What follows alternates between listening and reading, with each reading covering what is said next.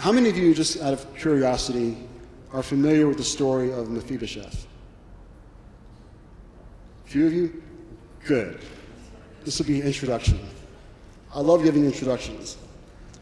The story is found in 2 Samuel chapter 9, if you would turn there. 2 Samuel chapter 9.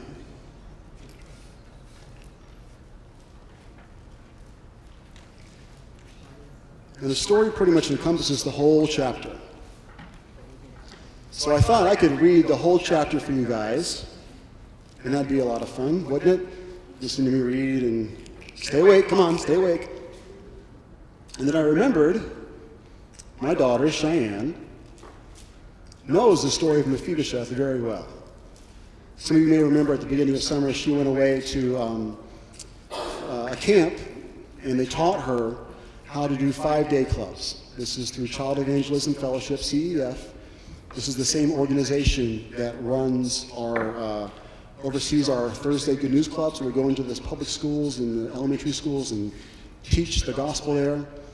She went away to this, and they taught her how to do 5-day clubs. And what 5-day clubs are is during the summer, they go out into the streets and kind of do what we do with our Summer Splash. So they have 5 days, which is why it's called a 5-day club. They have 5 days where they go out and they will hit multiple places every day for that week. So say in the morning they'll hit Bunnell, and every week they'll go to Bunnell in the morning, and then they'll go in Palm Coast in the afternoon, and they'll go to Flagler Beach after that. And they'll do that for 5 days, and it's kind of like a Sunday school outside for kids, and they'll do that, up in St. Augustine and down in Deltona and all over the place. So as part of this, she had to learn the story of Mephibosheth. So I said, hey, why don't you come tell the story for me, so I don't have to do it. I'll give you guys a few minutes to look at somebody a little more attractive than I am, a little more pleasant sounding than I am, and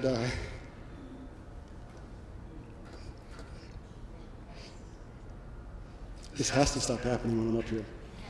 You guys are putting something in the water, I'm telling you. John said that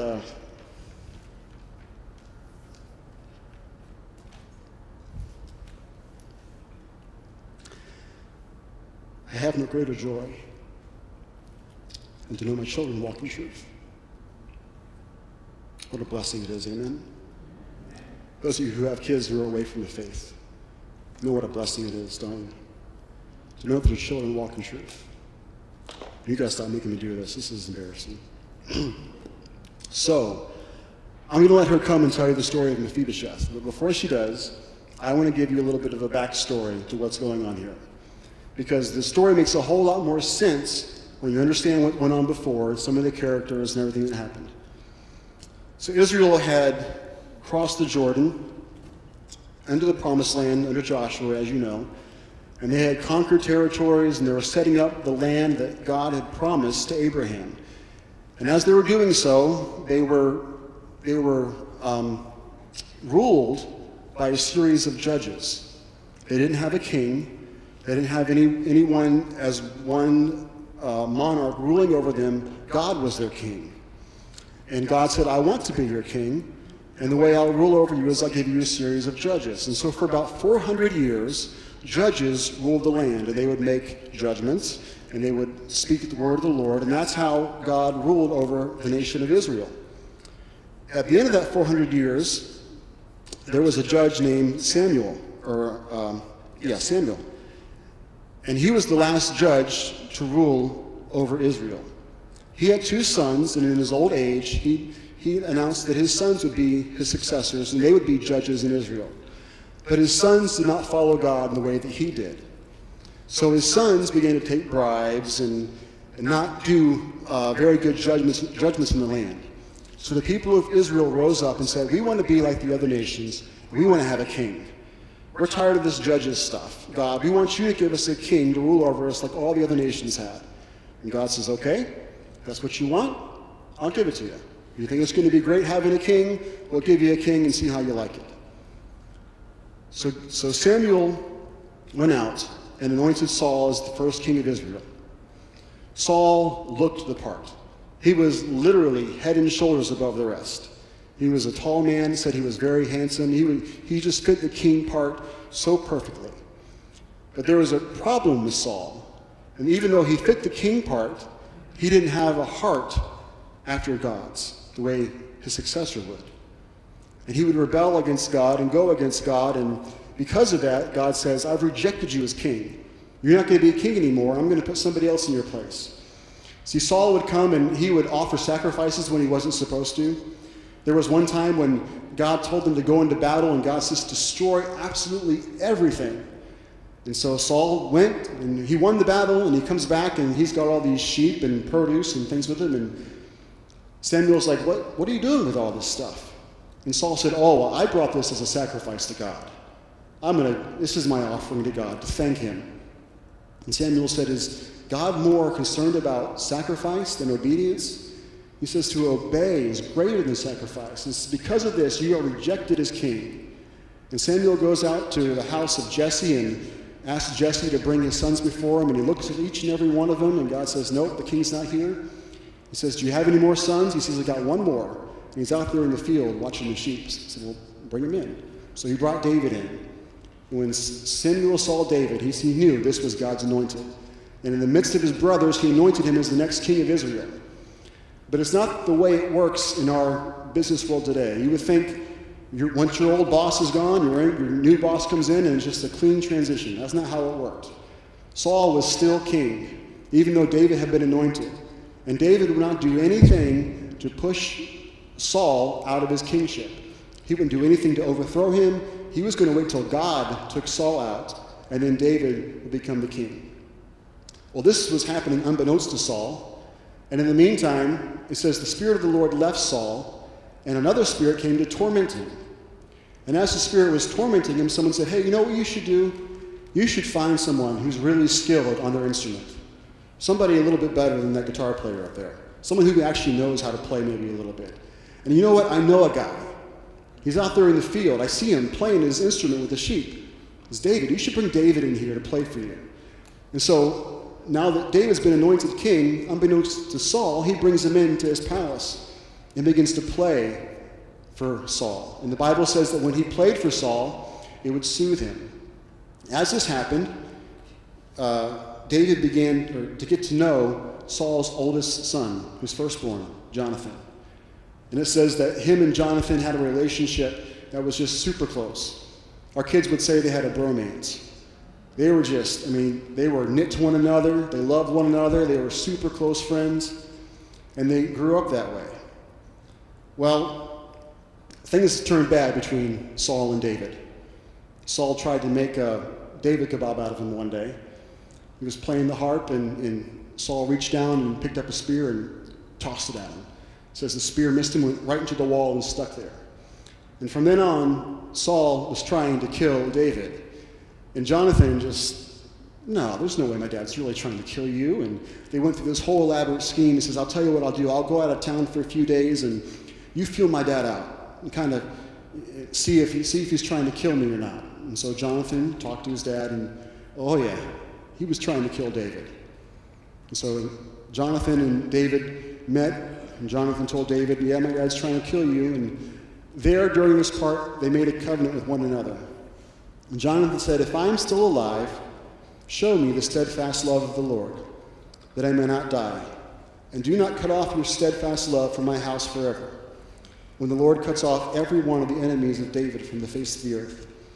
And Jonathan made a covenant with the house of David, saying, may the Lord take vengeance on David's enemies. And Jonathan made David swear again by his love for him. But he loved him as he loved his own soul. So Jonathan made David swear and made a covenant that he would not cut off his steadfast love from his house forever. He says, don't ever let your love come away from my family. Please. Things began to get worse between Saul and David. And Saul began to chase David through the woods and through the wilderness, trying to kill him. And eventually,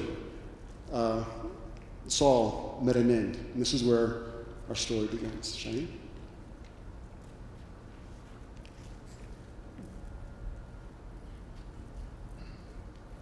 A better version of me. Okay, let's get started, ladies and gentlemen. The king is dead. Prince Jonathan, he's dead. They were killed in battle. Everyone, run for your lives. Don't really do that. Please don't. I've had that happen before. What is going to happen? Israel is without a king, and a little boy is without a father and a grandfather. What is going to happen to a little boy named Mephibosheth? Mephibosheth was about 5 years old when all of this took place. The nurse who took care of Mephibosheth and was one of his close people who made sure he was okay knew that if he stayed, he most likely was going to get killed because they needed a new king, and the king would make room for his family by killing off anyone left. So she knew there was one option, and pretty much one option only, to run. So the nurse took Mephibosheth, and she ran. She ran as fast as she could until she dropped Mephibosheth. And Mephibosheth was instantly crippled. So she picked him up, and she just kept running and running and running until she found a nice family to take him in, to take care of him. Mephibosheth was in a hopeless situation because of sin. And not only because of sin, but because of his father dying and his grandfather, and now he lost everything he knows. And he's living with strangers and is unable to walk. And we are in a hopeless situation because of sin. And it says in Romans 3:23, "For all have sinned and fall short of the glory of God." So we all sin, and we all fall short of God's glory, except for one person. That person was Jesus. But there had to be a punishment for our sins and our wicked ways. And that was ultimate separation from God forever and ever, unless Jesus decided to do something for us. But until then, we all are in a hopeless situation, just like Mephibosheth. Well, meanwhile, Mephibosheth was growing up, hanging out with these people, trying to live a normal life, I'm sure. And Israel also needed a king. They found this man named David, who was anointed by God. And the Bible even says that he's a man after God's own heart. So he was so excited. He was king finally, and Israel was happy. They had a new king, King David. And some time passed, and he remembered he made a promise to his very best friend, Prince Jonathan. And now King David was human. He could have just thrown out the promise and been like, oh, well, we'll move on with life. I don't need to worry about this promise. But because he loved and obeyed God, just like the followers of Christ now should love and obey God, he remembered that promise, and he kept that promise. And he called for a servant, and he said, hey, do you know of anyone at all left in the house of Saul that I could show his kindness to them? And he was like, there's one person left I know of. His name is Mephibosheth, but he's crippled in both feet. And he's like, I don't care. Go find him. And right there and then, God's plan took action. God knew that all this was going to happen to Mephibosheth and that he was going to be crippled. But God had a plan for Mephibosheth's life. And he had a plan, and he knew King David was going to show kindness, even though he didn't really have to. And God had a plan for our lives. And that plan, so we wouldn't have to be separated from him, is found in Hebrews 9:22, and it says, without the shedding of blood, there is no forgiveness of sins. So he knew someone had to shed their blood, and it had to be a perfect someone. And that perfect someone was Jesus. So he sent his son Jesus to come and grow up and live the most perfect of lives. And then one day, it was time for him to die. And he willingly died for your sins and my sins. And he did that, and he bled out all his blood. So we who are in a hopeless situation could become to a hopeful situation through Christ. And we could now know that someone loves us and that our sins could be forgiven. And then one day when we leave this earth, if we believe in him, we could go in heaven and live with him forever and ever, just like God had a plan for Mephibosheth. So Ziba, the servant, found Mephibosheth, and he was like, hey, the king, he needs to see you, so you need to come with me. And if I was Mephibosheth, I would have booked it. But he knew either way, if he stayed, he was going to get in big trouble. If he went, he could be in big trouble. He didn't know what was going to happen, but he went.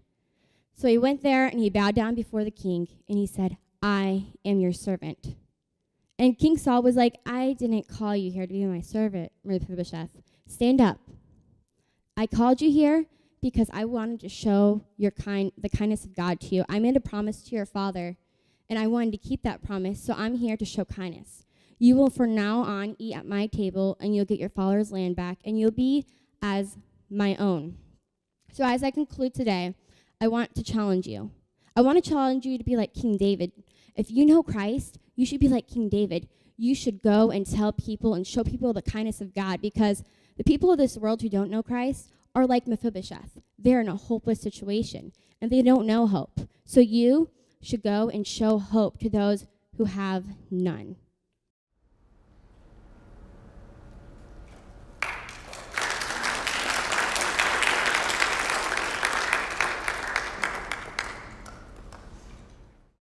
Asked you to tell a story, and she stole my sermon.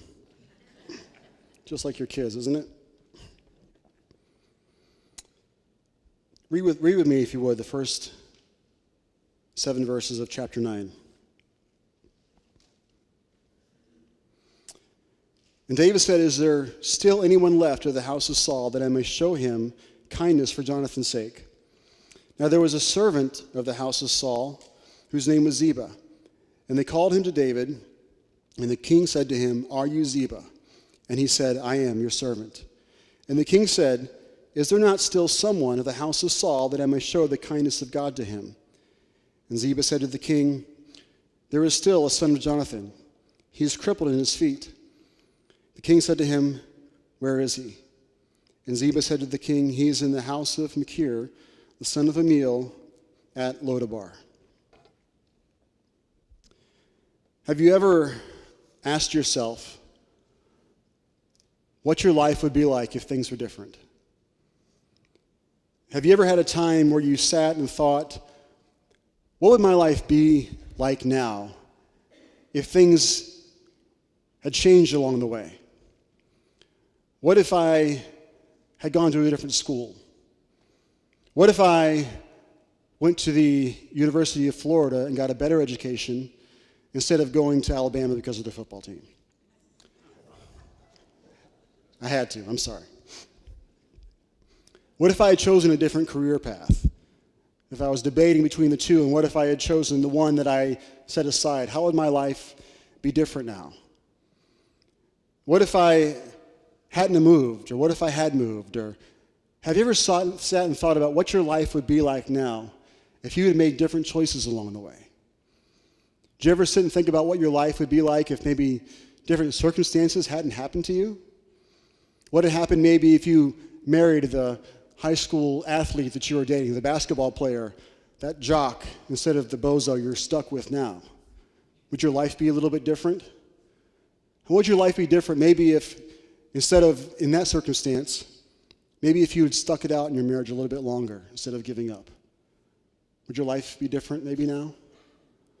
How would your life be if maybe that uncle or aunt, stepfather, stepbrother, hadn't come into the room and touched you in that way?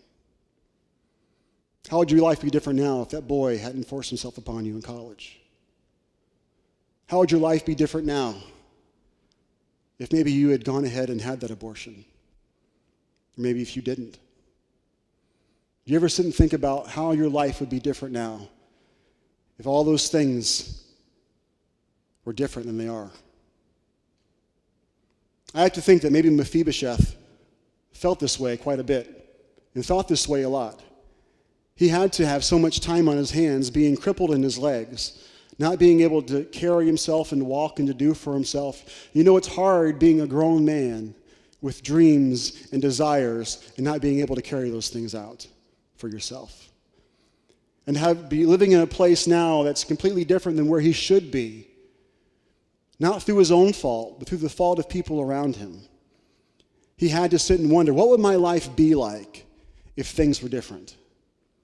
If my grandfather, who was the king, if he'd actually obeyed God and listened to him instead of rebelling, if he had not lost the throne, how would my life be different now? If my father, Jonathan, wouldn't have gone along with him, if he would have stood up for what is right and said, "Dad, I'm not going to do this. I'm not going to fight these battles. I'm not going to disobey God with you, but I'm going to stand up against you," how would my life be different now? And how would my life be different if my nurse, when she heard of the news of my father and grandfather's death, she took off running with me and dropped me and crippled my legs. How would my life be different now if my legs weren't crippled? I wouldn't be stuck in this place called Lodabar. I wouldn't be stuck living with somebody else. I should be a prince, but I'm not. I'm a cripple in hiding in a place that's called Lodabar.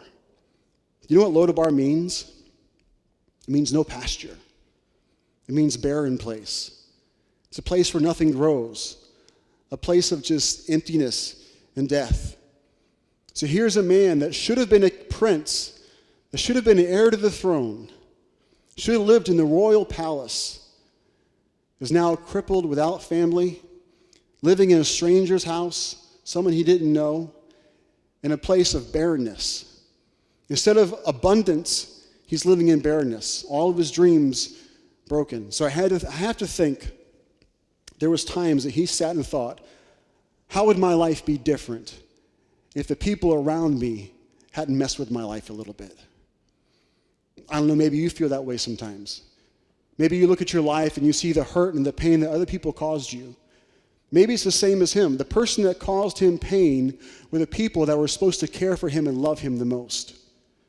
It was his father and his grandfather. It was his nurse that was supposed to watch over him. It was his nurse that was supposed to provide care for him, but instead of providing care for him, she crippled him. Maybe you have somebody in your life that was supposed to provide care for you, but instead of doing that, they crippled you. They hurt you drastically. And now you're living with that hurt. You walk with a limp, as it were. There's a crippling in your life because of what somebody else has done to you, because somebody else has messed with your life. If you look at what the nurse did, it wasn't intentional. She wasn't trying to hurt him. She was trying to protect him. I mean, his dad and his grandfather and all of his dad's brothers, except for one, were killed in this battle.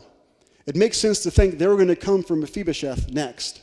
Not only that, being an heir to the throne, whoever was going to try to take over Israel was going to try to wipe out the current dynasty to make sure there was no claim to the throne.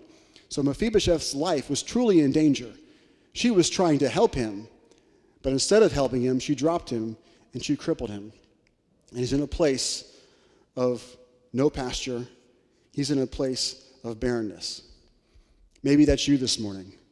Maybe you feel like your life is just in a place of just complete and utter barrenness. Nothing's growing. Nothing's alive. Maybe it's because your own fault. We all have cripplings that we live with because of our own sin.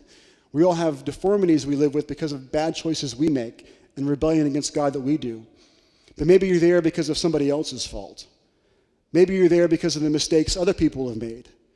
People who were supposed to care for you and didn't. The thing is, I don't think Mephibosheth would have stayed in this barren place with a stranger if he had known a few things. See, there were some things Mephibosheth did not know. And if he'd have known these things, I guarantee you, he would have told that nurse, honey, put me back in the wheelchair, take me to see the king, and this time don't go so fast. But he didn't know a few things. And maybe there's a few things you don't know this morning. As you stay in your barren place, as you stay in a place where nothing is growing, maybe there's a few things you don't realize. The first thing Mephibosheth didn't realize is he did not know the heart of the king. See, David was king now, and he didn't understand David's heart. He should have, but he didn't. Like I said, when a new dynasty comes in, a new king comes in, it only makes sense to wipe out who was there before. Get rid of every heir to the throne. Make sure that nobody can claim your authority. And so Mephibosheth is in hiding, making sure that no one's going to find him, no one's going to kill him, and that he stays safe. He thinks that the king's heart towards him is one of vengeance, one of anger, one of destruction. But he doesn't know that David's heart towards him is one to do him good, one to take care of him. He was afraid for his life. Now, he should have known the king's heart. If you look at David's life, like I said, David was anointed king at a young age, while Saul was still acting king. And David didn't do anything during that time to push Saul out. He didn't try to kill Saul. He didn't try to push him out of the throne. He waited until God did that part. As a matter of fact, the person that killed Saul, David killed because he had touched the Lord's anointed. It was in this last day of battle when Saul and his sons were fighting, and Saul was mortally wounded, and he knew he wasn't going to live. And he asked his servant who was there with him, he said, "Please kill me." And his servant wouldn't do it. So Saul fell on his own sword to kill himself, to ease himself from the pain. That didn't do the trick. So another guy came along, and seeing Saul there falling on his sword, he said, "Saul, please," or he told the guy, "Please kill me, because I'm not going to recover, and I need some relief from this pain." So the guy came and fulfilled Saul's request and killed him. And the guy came and told David, "The king's dead. I killed him." And David said, "How dare you touch the Lord's anointed?" And had the person that killed Saul executed. So Saul did not do anything to harm Saul or to further the kingdom. He should have known the king's heart. There was times when Saul and David were in the same cave together, as Saul was chasing David, trying to kill him, trying to take his life. And David was so close that he went up and he cut a piece of the king's robe off to show him, "See, I could have harmed you. I could have hurt you, but I didn't." David's heart was good. What about you this morning? Do you not come to God because you're afraid of him? Because you think his position towards you is one of anger? You're afraid of what God's going to do if you were to approach him? Can I tell you something? You need to know the king's heart this morning. God's attitude towards you is not one of anger, is not one of wrath. There's a time coming when Jesus will return, and that will be a time of judgment, a time of wrath. But right now, his heart is open towards you, and he's calling you. He said, "I did not come here to condemn the world, but that through me the world might be saved." Are you hiding in a place of barrenness? Are you hiding in a place where your life is just not what it should be because you're afraid of the king? You're afraid of what God is going to do to you? I'm telling you, God's heart towards you is plainly love. You can look at Jesus' life and see that his heart towards you is not one of anger, not one of wrath, but he's constantly calling you to him, calling you to him. It's a heart of love. So Mephibosheth did not know the heart of the king. He also did not know that a covenant had been established between David and his father. He didn't know the heart of the king, and he didn't know that a covenant had been established between David and his father. Remember, Jonathan said, "Do not cut off your steadfast love from my house forever." Do you realize this morning that a covenant has been established for your good by Jesus Christ? That God has made a covenant that is unbreakable for your good. That if you will call on the name of the Lord, you will be saved. Jesus said at the Last Supper in Luke 22, he says, "And he took bread, and when he had given thanks, he broke it and gave it to them, saying, 'This is my body, which is given for you. Do this in remembrance of me.' And likewise the cup after they had eaten, saying, 'This cup that is poured out for you is the new covenant in my blood.'" Jesus said, "This cup that I'm giving, it's the blood that is sealing a new covenant for you." See, in the Old Testament, many times a covenant was sealed with blood. When God made a covenant with Abraham, God took two animals and cut them in half, and put half on one side and half on the other side. It says God walked between the animals. And God sealed that covenant with blood. And Jesus says, "I'm making a new covenant with you, and I'm sealing that covenant with my blood, and that covenant is unbreakable." See, we live in a world of contracts. And you have to understand there's a difference between a covenant and a contract. Many people live their marriages like they're contracts. But what we have is a marriage covenant. See, contracts are built on mistrust. I don't trust you're going to do what you're going to do, and you don't trust that I'm going to do what I say I'm going to do, so we're going to make a contract to hold each other accountable, to make sure that you do your part and I do my part. And if any one of us chooses not to fulfill our side of the obligation, that contract is broken. If I have a contract with Brother Rick here, and I don't fulfill my end of the contract, that contract's null and void. He no longer has to fulfill his area of the contract. A covenant, however, is different. A covenant is built on trust. And a covenant says that I will uphold my end of the bargain regardless of whether you are even able to or not. And Jonathan had made a covenant with David that he would show kindness to his house forever. David had many reasons not to keep this covenant. For one, Jonathan had been dead for at least 20 years at this point. Mephibosheth was 5 years old at the time he was dropped, and now at this point he has his own son. So at least 15, 20 years has passed. And it was long before that David and Jonathan made this covenant. So numerous years have gone by since David and Jonathan made a covenant together. It'd be very easy for David to say, I'm not going to fulfill that. Not only that, nobody else knew about it. It was between those two. And Jonathan was dead. Saul, Jonathan's father, continued to try and hunt and kill David. I would call that a deal breaker. Your dad's trying to hunt and kill me down in the woods? Yeah, our covenant's off. Thanks for the friendship, but your family, my family, we're not in good terms. We're not going to hold that one together. Not only that, Mephibosheth didn't know about the covenant. He had no idea. It'd be easy for David to say, I don't have to give of my life, give financially, give of this burden, or take this burden on myself, because he doesn't even know this covenant was ever made. Not only that, but he was now the king. And David could do whatever he wanted to, being the king. He had several reasons not to keep this covenant, but he did, and fulfilled the covenant to his friend, Jonathan. And in the same way, the covenant that God has made with us, he will fulfill it. If God says he's going to do something, he will do something. In Philippians, Paul says, and I am sure of this, that he who has begun a good work in you will bring it to completion at the day of Jesus Christ. The one who started the work in you is not going to abandon you and leave you to yourself, but he will bring it to completion. God will fulfill his covenant to you. And God will keep his covenant. If you call in the name of the Lord, you will be saved. That is the promise that God has made for you. So Mephibosheth didn't know the heart of the king.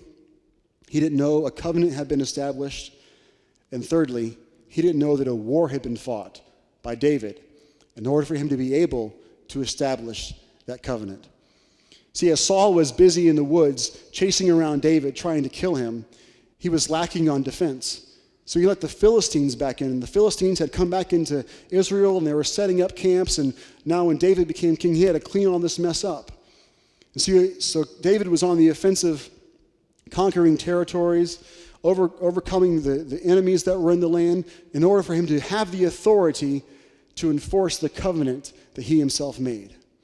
David had been fighting wars in order to fulfill the covenant he made to Jonathan. Can I tell you that a war has been fought for you in order for God to fulfill the covenant he made for you? A war has been fought for your soul, that God himself paid the ultimate price so that he could fulfill the covenant to you. He knew there was no way possible for you to make a way to him. He knew there was no way possible for you to hold up your end of the bargain even. So he said, I'm going to come and make the ultimate sacrifice, and I'm going to fight the battle and win the war in order that I can keep my covenant with you. Romans 5, chapter 6 through 8 says this, for while we were still weak, at the right time, Christ died for the ungodly. For one will scarcely die for a righteous person, though perhaps for a good person one would dare even to die. But God shows his love for us, and that while we were still sinners, Christ died for us. It says, while we were still weak, at the right time, Christ died for the ungodly. While you were still in Lodabar, while you were still in a barren place, while you were still crippled and unable to take care of yourself, before you could bring anything to God as an offering, while you were still in that place of barrenness, Jesus Christ died for you. While you were still unworthy, it says, while we were still sinners, Christ died for us. God loved us enough that while we were still his enemies, he died for us. See, for all David knew, Mephibosheth could have been his enemy. David also didn't know anything about the heart of Mephibosheth. David didn't know if he were to go and find this guy, if he would try to create some kind of insurrection and overthrow the throne. And to David, he could have been an enemy, but he still fulfilled the covenant to Jonathan. In the same way, God still fulfilled his covenant with us in that while we were still sinners, Christ died for us. So Mephibosheth stayed in that barren place because he didn't know the heart of the king. He didn't know that the king and his father had a covenant together. And he didn't know that David had fought a war in order to establish that covenant with him. So he stayed in the barren place and lived there as if none of that were true. But it was true. And some of you stay in a barren place and you live in an area of brokenness and you live in your sin, acting as if Christ never died for you, acting as if you weren't forgiven of your sins, but it's true, and you are. And a covenant has been set up for you. But Mephibosheth stayed there. And it didn't matter that he didn't go looking for the king, because the king went looking for him. It doesn't matter that Mephibosheth wasn't looking for where David was and what David's heart was, because in the middle of all that, David went out looking for him. And I don't know about you, but I didn't go looking for God. God went looking for me. I didn't go out in a search to find God and find where he was. I found that God was looking for me. Let's read in verse 7. Verse 7 of 2 Samuel chapter 9. After David goes and brings Mephibosheth out of a barren place, this is his new situation. This is his new life. It says, "And David said to him, 'Do not fear, for I will show you kindness for the sake of your father Jonathan. And I will restore to you all the land of Saul your father, and you shall eat at my table always.' And he paid homage and said, 'What is your servant that you should show regard for a dead dog such as I?' Then the king called Ziba, Saul's servant, and said to him, 'All that belonged to Saul and to all his house I have given to your master's grandson. And you and your sons and your servants shall till the land for him, and shall bring in the produce, that your master's grandson may have bread to eat. But Mephibosheth, your master's grandson, shall always eat at my table.'" He had gone from a barren place to a completely opposite place of total abundance. A complete 180 change. He'd gone to a place of not having anything to having way more than he needed. See, the king said, "Mephibosheth can now eat at my table." But not only that, "Ziba, you and your sons are going to be his servants. And all of Saul's land is now going to be his, and you're going to work the land for him. And you're going to farm the land for him, and you're going to harvest the land for him, and you're going to bring the harvest in, and it's going to belong to him. But he's still going to eat at my table." So not only does he have food at the king's table, he has more than enough food because he has servants that are harvesting all this food for him. He goes from a land of having nothing, a land of barrenness, to a land of abundance. And that's how it is for you and I when we come to Christ. We come from a place of being spiritually dead to being alive. And he says that he came to bring us life, and life more abundantly. Life more than we could ever imagine before. And our soul comes to life. Notice that he's not there because of anything that he can do. Mephibosheth is not in the king's palace because he's able to offer David anything. He can't give David anything. He's crippled. He can't work for David. He has nothing to give him. He's not there because he went out looking for David. Again, he was in hiding. David was looking for him. So Mephibosheth is not in the king's place because he went out looking for David. Where's he at? Let me find him. Let me see if I can find favor in the king's sight. And he's not there because he had the right to be there. At one time he was a prince. At one time he had the right to be in the castle, in the palace, but no longer. He no longer has the right to be there. But now the king brings him in and gives him the right to be there. The only reason he was there was because there was a covenant. Because there was a covenant between Jonathan and David, that David would show loving kindness to the house of Jonathan and to the house of Saul. And God's covenant to you is that he's going to show you loving kindness. Perhaps you're in that place this morning of just total barrenness, looking at the crippling of your life that either you yourself have done or those who have done to you. Do you know the heart of the king towards you this morning is not one of judgment, is not one of anger, but one of love and compassion and mercy? Do you know that Jesus has created a way for you, that there's a covenant God has made to bring us salvation? And not only that, that he has won the battles that are needed in order for us to live that way. It was loving kindness that put Mephibosheth at the king's table. David knew a thing or two about being at the king's table. David knew a thing or two about sitting at a king's banquet. It was David who said in Psalm 23 that you prepare a table before me in the presence of my enemies. David knew what it was like to have God sit him at his table, prepare a banquet for him while all his enemies watched. And now he says, I want to show God's loving kindness to the family of Jonathan. The same kindness God showed to me, I want to show that now to the house of Jonathan. So what David did is took Mephibosheth's brokenness, took his disability, took his crippledness, and he put it under the table where it doesn't matter anymore. Now Mephibosheth was seated at the table along with all the other king's sons, and his disability, his inabilities didn't matter anymore because he was equal with everybody else. Can I tell you, when God brings you in, he takes what happened to you and he puts it under the table where it doesn't matter anymore. Not that he doesn't care about it, not that he's not concerned about your brokenness, but it doesn't matter to him. It doesn't matter what you went through. You know, some people, when they go through things like abuse, end up thinking it's my fault. Somehow I caused this to happen. I'm responsible for this. And God says, no, you're not, and it doesn't matter that it happened to you. You're not worth less to me because it happened to you. You're not worth less to me because of your sin. You're not worth less to me because of your crippledness, because of your brokenness. But I'm going to take that and I'm going to put it under the table where it doesn't matter anymore. God wants to do the same for you this morning. So Christians, can I ask you a few things? Can you remember your Lodabar? Can you remember your barren place? Can you remember what your life was like before you came into the king's palace? Can you remember the brokenness of your life? Can you remember how things were? Do you remember your Egypt, as they say? That was part of Israel's problem in the Old Testament. They never remember what it was like in Egypt. They kept saying, oh, we want to go back there. Oh, the food was so amazing. Yeah, but you forgot that you were slaves. They forgot what their life was like in Egypt. Do you remember your Egypt? Do you remember your Lodabar? Do you remember what your life was like before Christ came and rescued you? Does that make you grateful for what he did for you?